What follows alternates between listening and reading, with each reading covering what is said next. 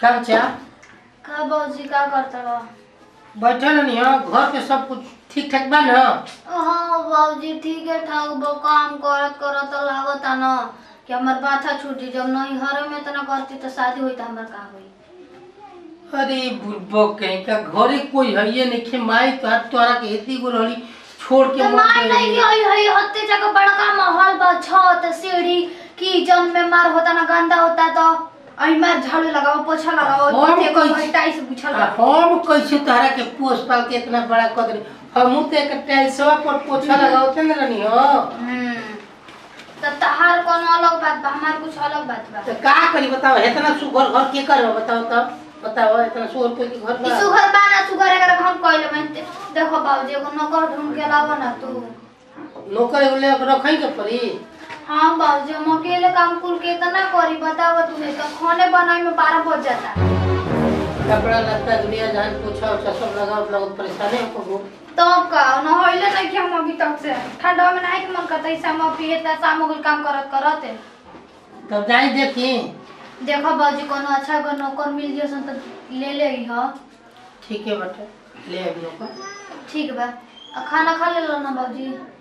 खाना तब खाइबे करी दिन भर खाइबे करी खा के और का गधा नहीं मोटवावल चाहत लू।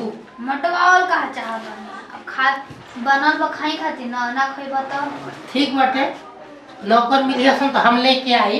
ठीक बा बाबूजी देखी ह जरूर है देखे ना बहाना कर दी ह। नहीं आज आज कहीं ना जाए आज एकदम निश्चित नौकरन के देख के आई। ठीक बा जा।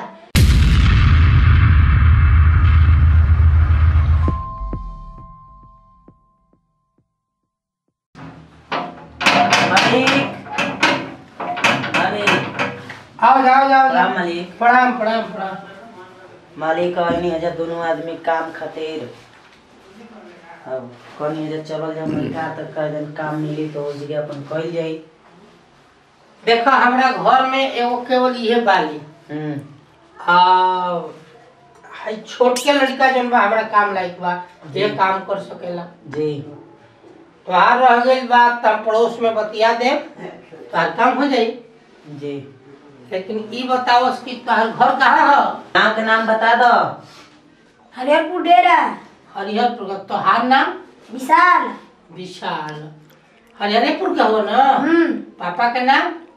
कन्हैया बिन। कन्हैया बिन का तो देखो एगो काम बता रहा का जवन जवन ई कहिया ना मालकिन तोहार हां तेवन तन मैं काम कर देवे के बाद हमारा का कौन दे आ तारा हमरा के तनिको ओकरा में त्रुटि ना मिले के चाहिए। ना मिली।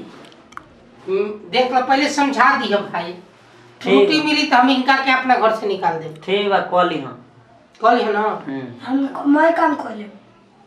देख ले लूं ठीक बा ना? हां बाबूजी ठीक है बा। इनका कब निकाल देते नहीं? हां ठीक बंगरा के बगल में वो चाची बाई नौकरा घर से हां उनके घर से वो कहत रही कि हमरो नौकर के जरूरत रहे तब इनका के जाई हो जा सेट कराई ना। हां जा अब इनका से काम जन होई तो तू अपन करइयो। ठीक बा पापा जा। ईमान से काम करी हो मैं काम कर दे तू जा। ठीक बा जा। किन का काम बा? का काम बा? हां देखो किचन में चलो हम तारा किचन दिखा देते ठीक बा। चली हट जा बेटा भी चोट लग जाए। आवा किचन दिखाओ दे। देखो ये किचन हटे और अव्वल हटे ना वो बाथरूम है ठीक बा और ऊपर वो छत पे जाए वाला सीढ़ी हटे। आवा देखो जो बर्तन रखल होई देखे शीशा के हटे ना अच्छा से धुल दिया ठीक बा ना? हमें ना बोले धुल के रख दियो ओकरा में ठीक बा? ठीक बा। धुला हम ज्यादा नहीं सुते ठीक बा? ठीक बा। अच्छा ले काम कर दिया देखे कुछ तोड़िए फोड़िए मत। ठीक बा। मलकिन मैं काम हो गई हम जाता नहीं घरे। काम कर दे बाबू। हाँ ठीक बा बैठ।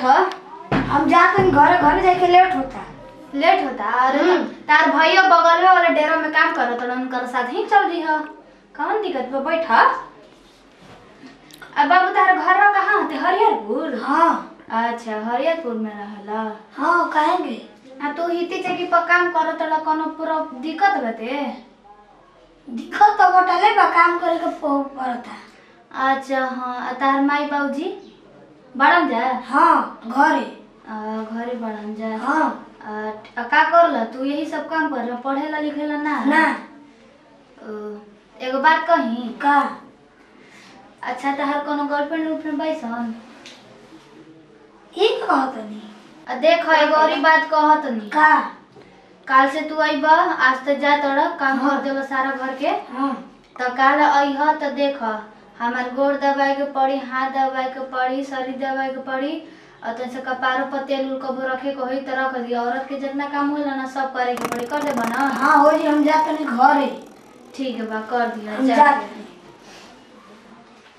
आई दादा मलकिन तू अच्छा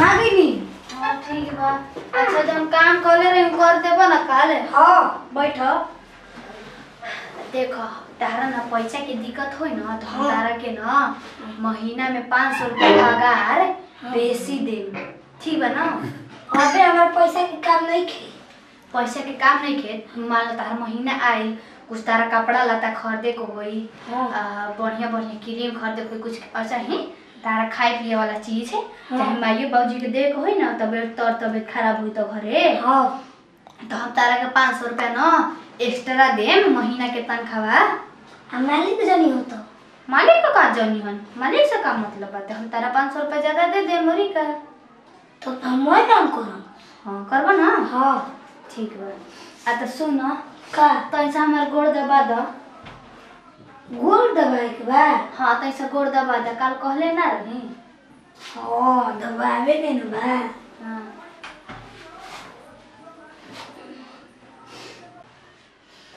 मालकिन हमारा के अपन जरी सुते न हाँ हाँ सुताही काहे ना सुताही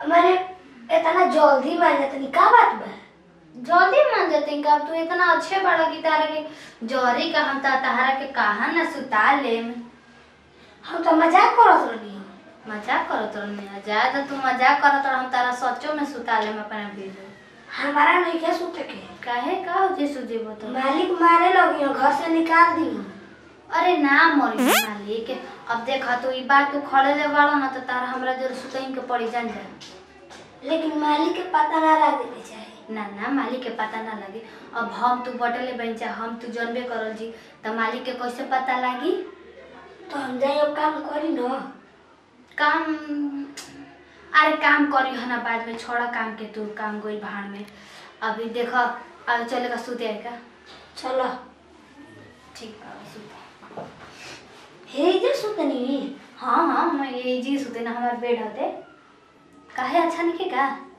कहे ना अच्छा बा कहे के ना तो ठीक बा सुता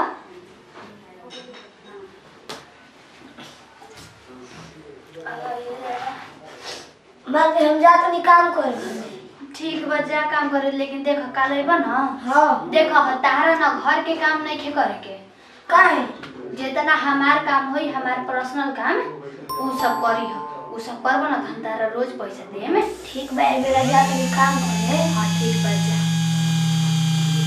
चलो हमार जो इच्छा रहे तो हम तो हो गई ओए दादा का सोचले रही का हो गई जो भी बोल अच्छे बोल